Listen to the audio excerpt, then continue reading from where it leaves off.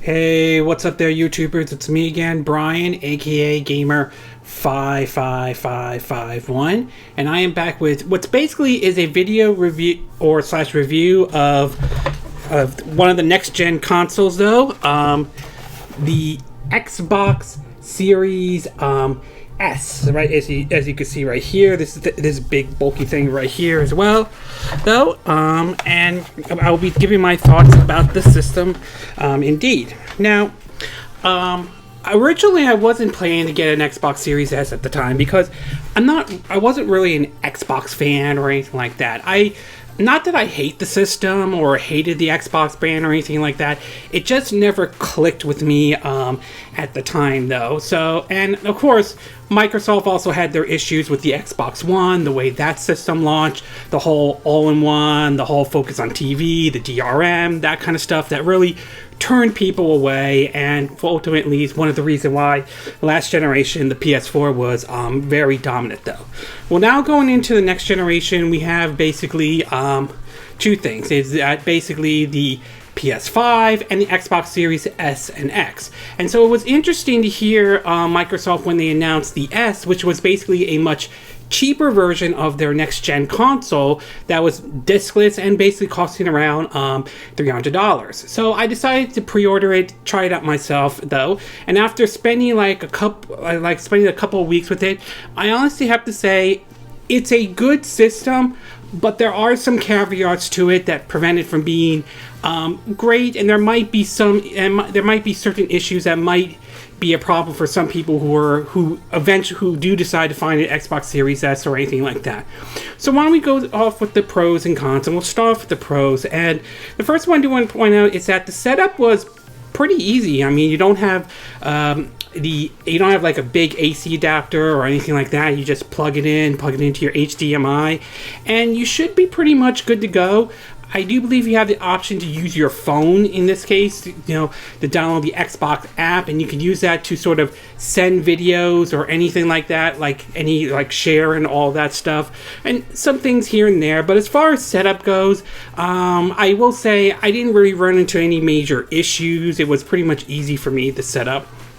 Next thing I do want to talk about is the controller. As you can see right here, this is the Xbox Series S controller, although you could do any of the previous Xbox controllers for the Series S, but this is the one right here I've been using for it, though. And I have to say, it actually feels definitely feels comfortable. It doesn't feel like uncomfortable at all, especially when playing this, though. I mean, the first time I used an Xbox controller was when I was at a friend's house, and it was like the big, bulky original Xbox, and I didn't feel comfortable with that controller at the time. It just didn't click with me. This one feels fine and all that stuff. I mean, you have, the X, Y, A, B analog sticks. The D-pad right here is kind of interesting.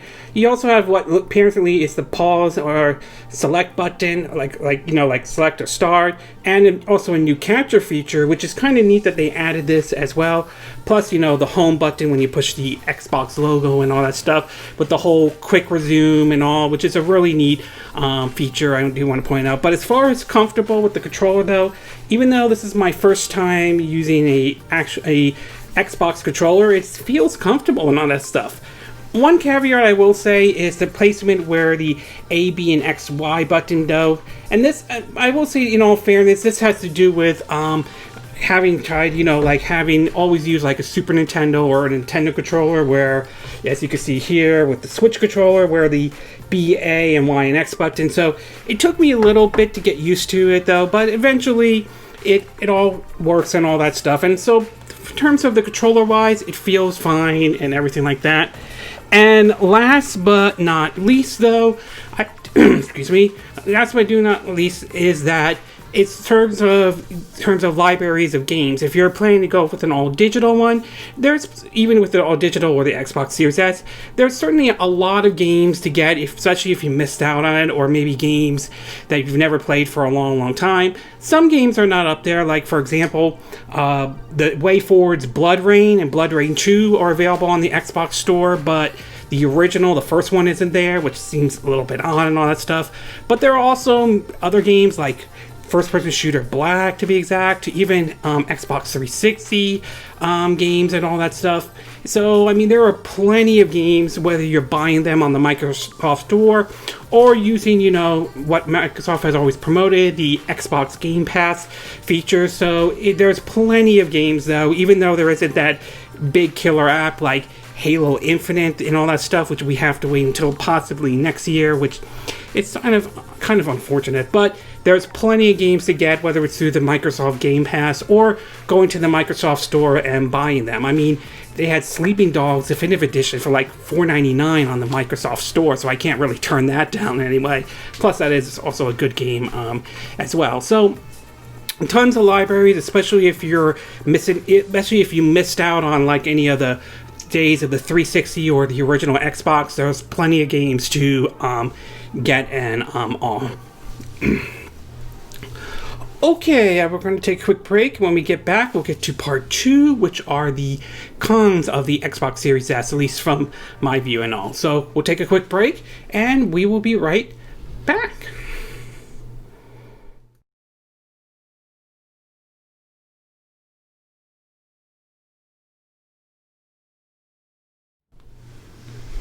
Okay, and we are back with part 2 of my review / thoughts of the Xbox Series S.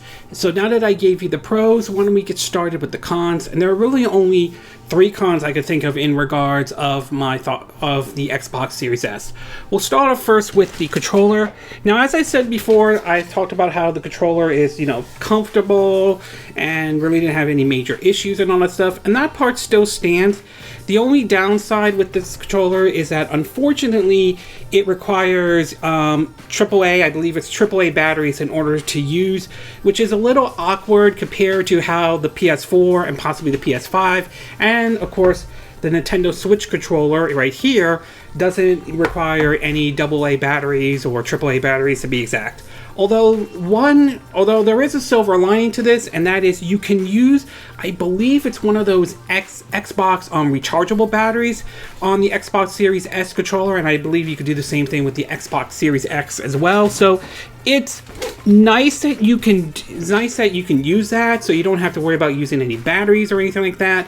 Still, it is somewhat annoying, not huge annoyance, but somewhat annoying that you have to still use. Microsoft is still letting you use AAA batteries, I believe I'm saying that correctly, to power the controller and all that stuff. But glad that you can use like a rechargeable Xbox rechargeable battery. I mean, that works perfectly fine. I've used that, and that has worked fine for me indeed.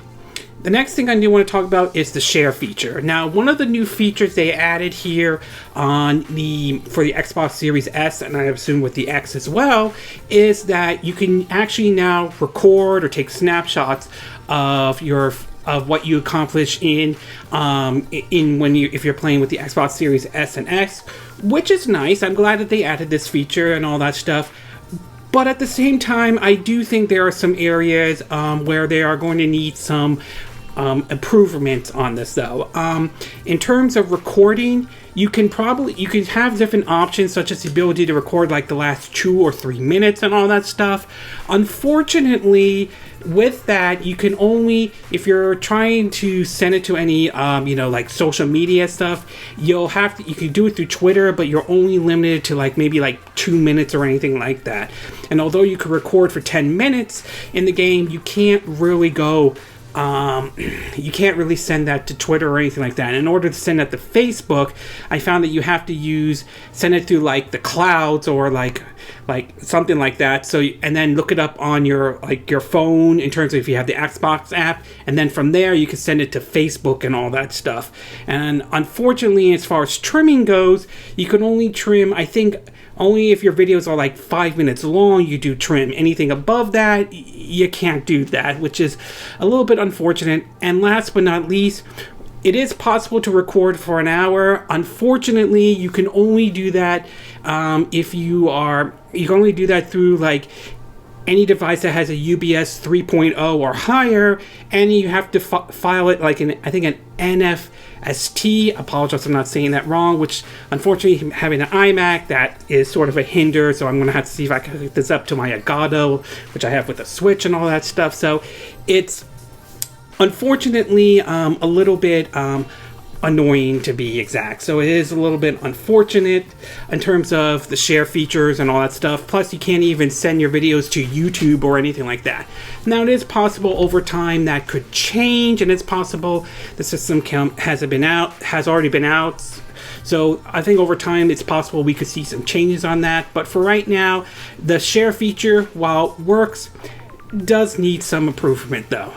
And last but not least, and this one applies to the Series S, and while I do like the system and all that stuff, one of the warnings I would say for those who are planning or thinking about getting the Xbox Series S is that be prepared to spend possibly or a lot of money on storage spaces. And a lot of this has to do with, because the storage space when you get the Xbox Series S, although it has, I think, a little bit over 500 gigabytes though, about 200 of that is restored. That's stored for the system when you first started and all that stuff, which means once it's all said and done, you're down to like up to 300. And considering when you look at a lot of games like Call of Duty, Black Ops Cold War, which supposedly there's like 130 gigabyte and then another a little bit over 100 gigabyte and all that stuff, you are going to find yourself eating up space. And while there are some storage options like the Seagate 1 terabyte SD card that you could plug into your system, which is licensed to use the Xbox Series S and definitely does give you storage space, those cost a little bit around $200. And while you can also use an SSD drive that are licensed for the Xbox, as long as they have a USB that's 3.0 and higher, those are only good for, say, like original Xbox and Xbox 360. And considering the price of some of them, possibly $100 or maybe more, you could end up seeing yourself spending for just getting storage spaces. There is a possibility, and you can basically find yourself spending possibly up to $500 to be exact, when you take into account some of the storage spaces and the system itself. Now, having done the layaway approach, I paid the system off, and I was able to pick it up after I paid it off. So finding money-wise, it wasn't as big of an issue for me though, but I could definitely see this as a problem in terms of storage spaces, especially if you're planning to go all digital with the Xbox Series S and all that stuff. Overall, I will say I do like the Xbox Series S though. I like the design. I mean, I mentioned it was kind of bulky, but it's a little bit not as bulky as like the Xbox Series X or anything like that, but I do like the system and all that stuff. There's tons of games to try out if you may have missed out, especially during the Xbox era. The setup was easy, and the controller definitely feels comfortable. And as a secondary console, especially if you're planning to get, if assuming you're successful, as making like your PS5 your main console, it's a good system. The fact that you need batteries for the Xbox controller is a little annoying, but there are other options like a rechargeable battery and all that stuff. The share feature is nice that they added in, but I want to see some improvements over time, especially after you see how Sony has handled theirs with basically, the share factory and all that stuff. And the fact, because this is all digital and everything like that, the Xbox Series S, you may find yourself be spending a lot of money, especially especially like the 1 terabyte SD Seagate card for a lot of spaces though, especially depending on what kind of games you're getting, and the fact that a lot of these games are going to eat through your system very easily. And while the Xbox Series X might fare a little bit better, I believe that had a 1 terabyte in the system, but it's knocked down to, I think it's knocked down a little bit to 500 or something like that. I'm not 100% sure, but given the point is that given how big a lot of these games could be this generation, you're going to find yourself spending a lot of money and all that stuff in terms of storage spaces. But like I said, I like the Xbox Series S. I am enjoying it so far, especially some games I may have missed out in past generations though. As a secondary console, it's definitely the ideal choice, especially if you're planning, assuming you're able to find one, assuming you're making it the PS5 as your main console and the Xbox Series S as your secondary console. As far as making the Xbox Series S as your as your main console, I think that's going to be a tough sell, especially with a lot of the games taking up a lot of storage space and all that stuff. So, but overall, I like it. If you're planning to go all digital though, or if you're not bothered with the storage space and you want to treat it as a secondary console though, then I think the Xbox Series S might be a good idea, especially if you're not willing to spend another $500 on the Series X if you're planning to get the PS5, which if you're going to get both of those, you might find yourself spending up to $1,000. So, but like I said, I enjoy the Xbox Series S. It's a good system, but I see it more like a secondary console compared to, say, like the PS5, which if I do get one, there's a good chance I'm going to treat that as my main console and all.